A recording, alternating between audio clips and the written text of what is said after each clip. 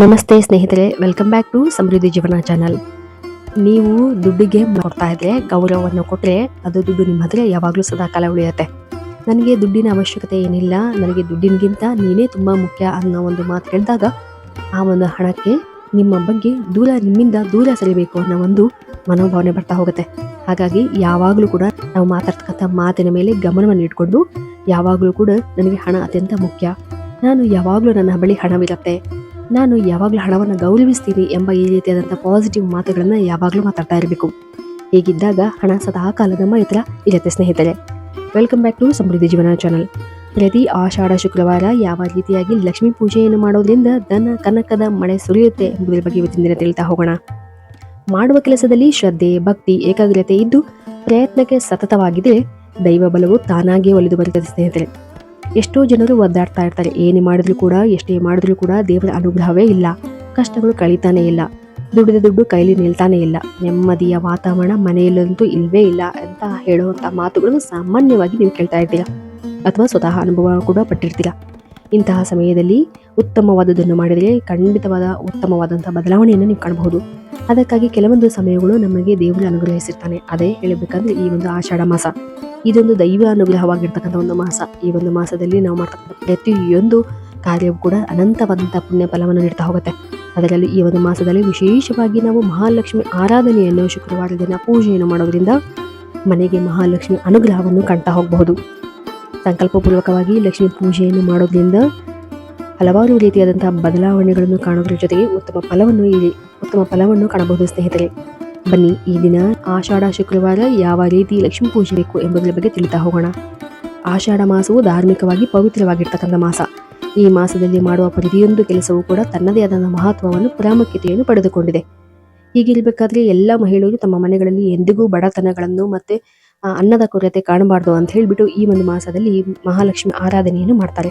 ಲಕ್ಷ್ಮಿ ಅಂದರೆ ಕೇವಲ ಹಣ ಅಲ್ಲ, ಅದೊಂದು ಸಂಪತ್ತು, ಸಮೃದ್ಧಿ, ಒಂದು ಖುಷಿ, ಒಂದು ಸಮಾಧಾನ. ಹಣ ಸಮೃದ್ಧಿಯನ್ನು ಸೂಚಿಸೋದಿಲ್ಲ, ಜೊತೆಗೆ ಸುಖ, ಶಾಂತಿ, ನೆಮ್ಮದಿ, ಜೀವನವನ್ನು ಕೂಡ ನಮಗೆ ಸೂಚನೆ ಮಾಡ್ತಾ ಹೋಗುತ್ತೆ. ಕೆಲವೊಬ್ಬರು ನೋಡಿ, ಎಷ್ಟೇ ದುಡ್ಡಿದ್ರು ಕೂಡ ನೆಮ್ಮದಿಗೆ ಅವರಿಗೆ ಚಿಂತೆ ಆಗಿರುತ್ತೆ. ಹಣವನ್ನು ಎಷ್ಟೇ ವ್ಯರ್ಥ ಮಾಡಿದ್ರು, ಎಷ್ಟೇ ಖರ್ಚು ಮಾಡಿದ್ರು ಕೂಡ ಆರೋಗ್ಯದಲ್ಲಿ ಕೊರತೆ ಇದ್ದೇ ಇರುತ್ತೆ. ಹಾಗಾಗಿ ಈ ಎಲ್ಲ ವಿಚಾರಗಳನ್ನು ನೋಡೋದಾದ್ರೆ ಲಕ್ಷ್ಮಿ ಎಂಬುದು ಕೇವಲ ಮನುಷ್ಯನ ಪ್ರತಿ ವಿಚಾರದಲ್ಲೂ ಕೂಡ ಅಡಗಿರ್ತಕ್ಕಂತಹದ್ದು. ಹೌದು, ಲಕ್ಷ್ಮಿ ಎಂದರೆ ಕೇವಲ ಹಣವಲ್ಲ, ಅದು ನಾವು ಮಾಡ್ತಕ್ಕಂಥ ಪ್ರತಿಯೊಂದು ಯೋಜನೆಯಲ್ಲೂ ಕೂಡ ಅಡಗಿರುತ್ತೆ. ಯಾವ ಮನೆಯಲ್ಲಿ ಲಕ್ಷ್ಮೀ ವಾಸವಿರುತ್ತದೋ ಅಲ್ಲಿ ಗುರು ಭಕ್ತಿಗೆ ಕೊರತೆ ಇರೋದೇ ಇಲ್ಲ. ಮನೆಯ ಸದಸ್ಯರಲ್ಲೂ ಕೂಡ ಉತ್ತಮವಾದಂಥ ಬಾಂಧವ್ಯ, ಹಿರಿಯರಲ್ಲಿ ಒಂದು ಭಕ್ತಿ ಮತ್ತು ಮಕ್ಕಳು ವಿನಯತೆಯಿಂದ ಇರಿಸ್ತಾರೆ ಅಂತ ಹೇಳ್ತಾರೆ. ಇದುವೇ ಒಂದು ಲಕ್ಷ್ಮಿ ಕಟಾಕ್ಷ ಅಂತ ಹೇಳ್ಬಹುದು ಅಥವಾ ಲಕ್ಷ್ಮಿ ಅನುಗ್ರಹವೆಂದು ಹೇಳ್ಬಹುದು. ಸ್ನೇಹಿತರೆ, ಇಂತಹ ಅನುಗ್ರಹಕ್ಕಾಗಿ ನಾವು ಮಾಡಬೇಕಾಗಿರೋದು ಅದುವೇ ಆಷಾಢ ಲಕ್ಷ್ಮೀ ಪೂಜೆ. ಈ ಒಂದು ಮಾಸದಲ್ಲಿ ಬರ್ತಕ್ಕಂಥ ಪ್ರತಿ ಶುಕ್ರವಾರವನ್ನು ನೀವು ಈ ಲಕ್ಷ್ಮೀ ಪೂಜೆಯನ್ನು ಮಾಡಬಹುದು ಅಥವಾ ಸಾಧ್ಯವಾದರೆ ಪ್ರತಿದಿನ, ಅಂದರೆ ಸಂಕಲ್ಪಪೂರ್ವಕವಾಗಿ 21 ದಿನ ಅಥವಾ 11 ದಿನ ಅಥವಾ ಪ್ರತಿ ವಾರ ಮಾಡ್ತೀವಿ ಅನ್ನೋದು, ಪ್ರತಿ ಶುಕ್ರವಾರ ಎಂಬಂತೆ 4 ವಾರಗಳನ್ನು ಸಂಕಲ್ಪಪೂರ್ವಕವಾಗಿ ಪೂಜೆಯನ್ನು ಮಾಡಬಹುದು. ಹಾಗಾಗಿ ಈ ಒಂದು ಆಷಾಢ ಲಕ್ಷ್ಮೀ ಪೂಜೆ ಮಾಡುವವರು ಮೊದಲು ಮನೆಯನ್ನು ಸ್ವಚ್ಛಗೊಳಿಸಬೇಕು. ಬ್ರಾಹ್ಮಿ ಮುಹೂರ್ತದಲ್ಲಿ ಎದ್ದು ಈ ಒಂದು ಪೂಜೆಯನ್ನು ಮಾಡಬೇಕು. ಹಾಗೂ ಸಾಂಪ್ರದಾಯಿಕವಾಗಿ ಕಳಸವನ್ನು ಇಟ್ಟು ಕೆಲವೆಡೆ ಪೂಜೆಯನ್ನು ಮಾಡಲಾಗ್ತದೆ. ಕಳಸವನ್ನು ಇಟ್ಟು ಪೂಜಿಸಲು ಸಾಧ್ಯವಾಗದೇ ಇರತಕ್ಕಂಥವರು ಇಂತಹ ಸಂದರ್ಭದಲ್ಲಿ ಲಕ್ಷ್ಮೀ ದೇವಿಯ ಫೋಟೋವನ್ನು ಕೂಡ ಇಟ್ಟು ಅಥವಾ ವಿಗ್ರಹವನ್ನು ಕೂಡ ಇಟ್ಟು ಪೂಜೆಯನ್ನು ಮಾಡಬಹುದು.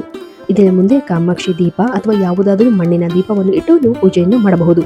ಆದರೆ ಈ 4 ವಾರವೂ ಕೂಡ ಒಂದೇ ರೀತಿಯಾಗಿ ಮಾಡಬೇಕು. ಪ್ರತಿ ವಾರವೂ ಬದಲಾಯಿಸಬಾರದು. ಒಂದು ವಾರ ಯಾವ ರೀತಿಯಾಗಿ ಪೂಜೆ ಮಾಡಿರ್ತೀರೋ ಅದೇ ರೀತಿ 4 ವಾರವೂ ಕೂಡ ನೀವು ಪೂಜೆ ಮಾಡಬೇಕಾಗತ್ತೆ.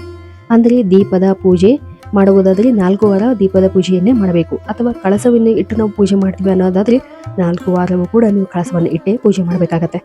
ತುಪ್ಪದ ದೀಪವನ್ನು ಹಚ್ಚುವುದು ಕೂಡ ವಿಶೇಷವಾಗಿರ್ತಕ್ಕಂತಹದ್ದು. ಹಾಗೂ ಯಥಾಶಕ್ತಿಗೆ ಅನುಸಾರವಾಗಿ ಒಂದು ಆಷಾಢ ಲಕ್ಷ್ಮಿಯನ್ನು ಪೂಜೆಯನ್ನು ಮಾಡಬಹುದು. ಇಲ್ಲಿ ನಾವು ಪೂಜೆಗೆ ಮಲ್ಲಿಗೆ, ಸೇವಂತಿಗೆ, ಕೆಂಪು ಹೂವುಗಳನ್ನು ಪೂಜೆಗೆ ಬಳಸಬಹುದು. ಹಾಗೂ ರಂಗೋಲಿಯನ್ನು ಹಾಕುವುದು ಕೂಡ ಲಕ್ಷ್ಮೀ ದೇವಿಯನ್ನು ಆಕರ್ಷಣೆ ಮಾಡ್ತದೆ ಎಂದು ಹೇಳ್ತಾರೆ.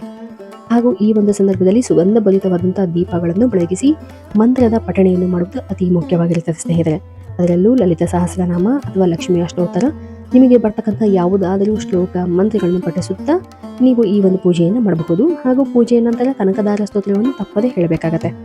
ಹಾಗೂ ಒಂದು ಚಿಕ್ಕ ಪ್ಲೇಟಿನಲ್ಲಿ ಕುಂಕುಮದ ಅರ್ಚನೆಯನ್ನು ಕೂಡ ಈ ಒಂದು ಮಂತ್ರ ಪಠಣೆಯನ್ನು ಮಾಡ್ತಾ ನೀವು ಅರ್ಚನೆಯನ್ನು ಮಾಡಬಹುದು.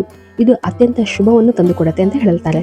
ಹಾಗೂ ಈ ಒಂದು ಕುಂಕುಮವನ್ನು ನೀವು ಸುರಕ್ಷಿತವಾಗಿರಿಸಿ ಪ್ರತಿನಿತ್ಯ ಹಣೆಗೆ ಹಚ್ಕೊಳ್ಳೋದ್ರಿಂದ ನಿಮ್ಮ ಇಷ್ಟಾರ್ಥಗಳು ಈಡೇರುತ್ತೆ ಎಂಬ ಒಂದು ಮಾತಿದೆ ಕೂಡ. ಹಾಗೂ ಇದು ನಿಮಗೆ ರಕ್ಷಣೆಯೂ ಕೂಡ ಆಗಿರುತ್ತೆ. ವಿಶೇಷ ಫಲವನ್ನು ತರುತ್ತದೆ ಎಂದು ಹೇಳ್ತಾರೆ.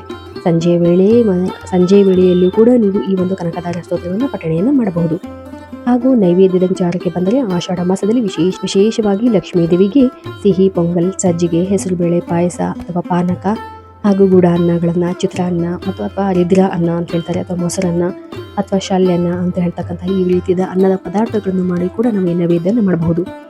ಈ ರೀತಿಯಾಗಿ ಪ್ರತಿ ವಾರ ವಿಶೇಷವಾದಂಥ ನೈವೇದ್ಯಗಳನ್ನು ಮಾಡಿ ನಾವು ಪ್ರತಿ ವಾರ ಮುತ್ತೈದೆಯರಿಗೆ ಫಲ ತಾಂಬೂಲ ಅಂದರೆ ಅರಿಶಿಣ, ಕುಂಕುಮಗಳನ್ನು ಇಟ್ಟು ಕೊಡಬಹುದು.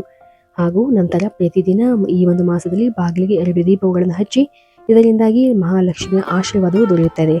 ಹಾಗೂ ಪ್ರತಿ ಶುಕ್ರವಾರ ವಿಶೇಷವಾಗಿ ನಿಂಬೆಹಣ್ಣಿನ ದೀಪ ಅಥವಾ ನೆಲ್ಲಿಕಾಯಿಯ ದೀಪವನ್ನು ಮಾಡಿ ದೀಪಾರಾಧನೆಯನ್ನು ಮಾಡುವುದರಿಂದ ಖಂಡಿತ ನಿಮ್ಮ ಜೀವನದಲ್ಲಿ ಅಗಾಧವಾದಂಥ ಬದಲಾವಣೆಯನ್ನು ಕಾಣಬಹುದು ಸ್ನೇಹಿತರೆ. ಯಾವುದೇ ರೀತಿಯಾದಂಥ ಕಷ್ಟಗಳು ಇದ್ದರೂ ಕೂಡ ಆ ಒಂದು ಕಷ್ಟದಿಂದ ಹೊರಗಡೆ ಬರಬೇಕು ಅಂದರೆ ನಾವು ಈ ಒಂದು ಆಷಾಢ ಮಾಸದಲ್ಲಿ ಆಷಾಢ ಲಕ್ಷ್ಮಿ ಪೂಜೆಯನ್ನು ಮಾಡಬಹುದು. ಹಾಗೂ ಈ ಒಂದು ಮಾಸದಲ್ಲಿ ವಿಶೇಷವಾಗಿ ತುಳಸಿ ಪೂಜೆಯನ್ನು ಕೂಡ ನಾವು ಮಾಡುವುದರಿಂದ ಹಾಗೂ ತುಳಸಿ ಗಿಡದ ಮುಂದೆ ಒಂದು ದೀಪವನ್ನು ಹಚ್ಚಿಡುವುದರಿಂದ ವಿಶೇಷವಾದಂತಹ ಒಂದು ಫಲವನ್ನು ಕಾಣಬಹುದಾಗಿದೆ ಸ್ನೇಹಿತರೆ. ಇವತ್ತಿನ ದಿನ ಸರಳವಾಗಿ ನಾವು ಮಹಾಲಕ್ಷ್ಮಿಯ ಪೂಜೆಯನ್ನು ಯಾವ ರೀತಿಯಾಗಿ ಆಷಾಢ ಮಾಸದಲ್ಲಿ ಸರಳವಾಗಿ ಮಾಡಬಹುದು ಎಂಬುದರ ಬಗ್ಗೆ ತಿಳಿದಿದ್ದೇವೆ. ಇದೇ ರೀತಿಯಾದಂಥ ಇನ್ನು ಹಲವಾರು ಮಾಹಿತಿಗಾಗಿ ನಮ್ಮ ಚಾನಲನ್ನು ಸಬ್ಸ್ಕ್ರೈಬ್ ಮಾಡಿ ಮತ್ತು ಈ ಒಂದು ವಿಡಿಯೋಗೆ ಲೈಕ್ ಮಾಡಿ. ಧನ್ಯವಾದಗಳು.